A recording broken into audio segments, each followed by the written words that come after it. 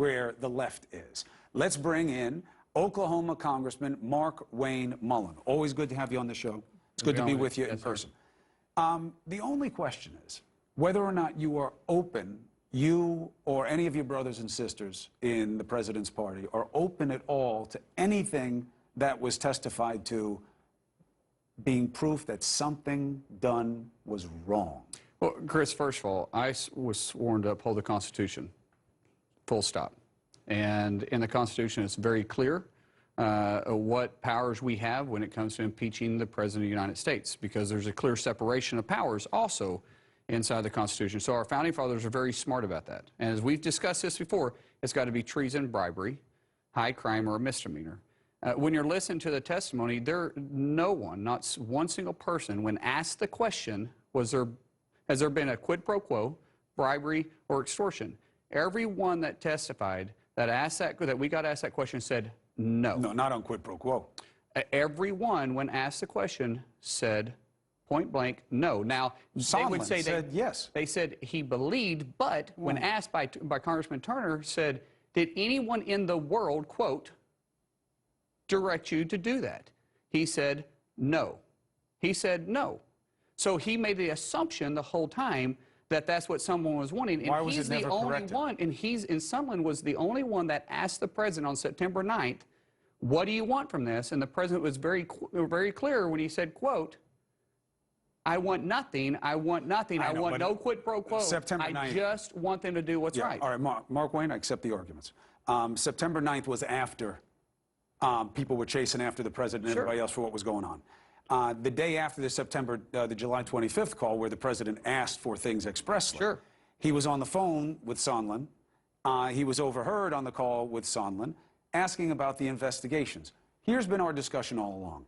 I don't know how you can watch this testimony and not think that what was going on is what was apparently obvious. The president had doubts about Ukraine, didn't want to give them money. So did Obama. Thinks they're dirty. Yeah, and he didn't even give them the aid that Trump has. Absolutely. But I'm not comparing administrations. He actually withheld I know, aid the same way. And that's great. Check mark for the Trump administration politically, but it's not relevant to the analysis.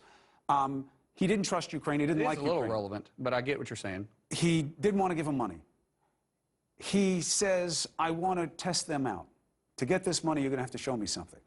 Now, you have to build into the analysis, this president has never been about fighting corruption. No, that's actually not true. He made it very clear up front, and even people that testified here had said, I think it was Kent that said that the president said he didn't want business as usual.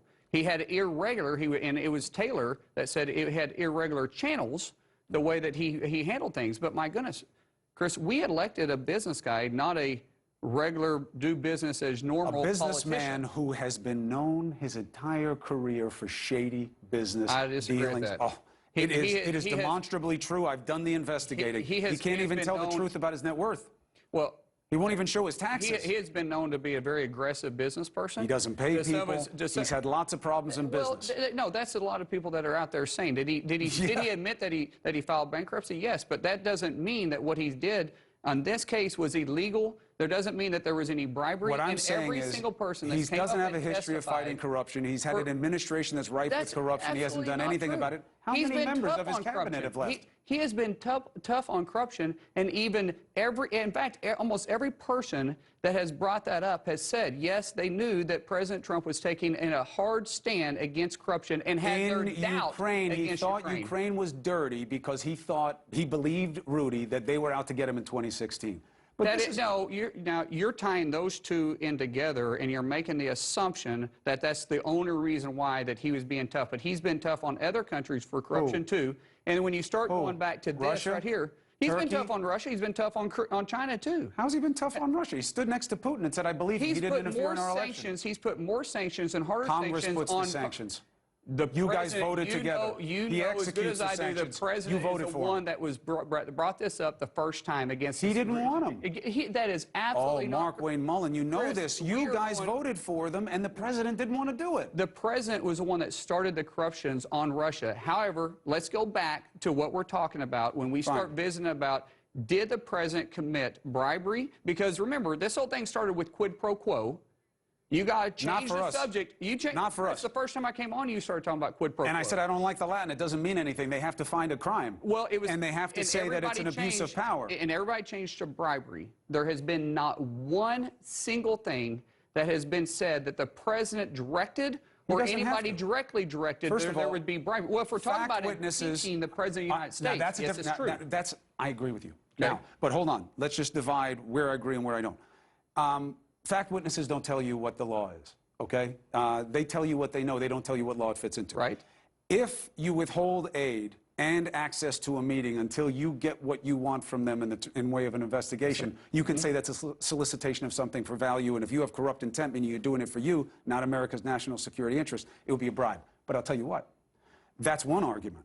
You can say, yeah, I think what he did here was wrong. He was trying to get investigations on Biden. He should have gone to the DOJ. He shouldn't have used Rudy this way, but it is not worthy of removal. It's not worthy of impeachment. You can accept what is clear from fact from Hill and others and still make the argument you want to make. So the first time we visited, you were talking about specifically the transcript. And, well, that's what I had at the time. Yeah, and everybody was saying, well, that's not an accurate transcript. But then we had Lieutenant Colonel Bittman that came out and actually said, yes, that is an accurate transcript. In substance, he wanted to make a couple of changes, but good enough. So we have to start with it, because this impeachment inquiry started on two things. The whistleblower, who for some reason won't come out and testify. They won't allow him to come testify, even though we want him to come testify. Legally protected. Because it is, well, I know, but don't you think if this whole thing started with a whistleblower that had 37 times that said he was told, and it was never, ever first-hand experience, you had 9 times that said he didn't know. I think they're completely irrelevant, because you've had all the other testimony. Well, I think you should get Pompeo and Mulvaney and Bolton. Nancy Pelosi stood up and said on what was it, September 20, I'm getting my dates. I won't start on the dates because I'm getting them messed up. But I think it was September 26. I don't know. But anyways, when Nancy Pelosi stood up and said that we're doing this based on new accounts on the phone call with the president and the whistleblower, that we're going to start an impeachment inquiry, even though it never happened. We're going to start an impeachment inquiry into the president of the United States. The whistleblowers never came through. And that the so-called transcript that everybody was debunking, it's all been corroborated. Everybody that was debunking was saying it's not accurate, what don't we know? And then Lieutenant Colonel Bittman said it is accurate. Now you have two pieces that have been shown to the American people. One, which is the conversation with the president and the president of Ukraine. Right. That was no quid pro was in it, no bribery, no pressure. And then the other person that's claiming it is a whistleblower. Yeah, I don't agree with that assessment. You have the president saying, do me a favor, get the Bidens. He didn't say get the Bidens. He literally used the word. He did not investigate the Biden. Yeah, Biden has been saying that he did all this stuff to get rid of the prosecutor, which wasn't true. Do me a favor, the people, I think the people want to know the truth. Because Biden had been on in 2018 and had been openly bragging that he got the investigation he got rid of stopped. Shokin, not that he helped his son. But look, the people now know the facts. They'll be out there and put into a report. There was truth. I need you to come back, and we have to discuss what the votes are and the implications going forward. Absolutely. And it's important to note, Congressman Welsh was on here last. He said, oh, Mark Wayne Mullin's coming on. I like him.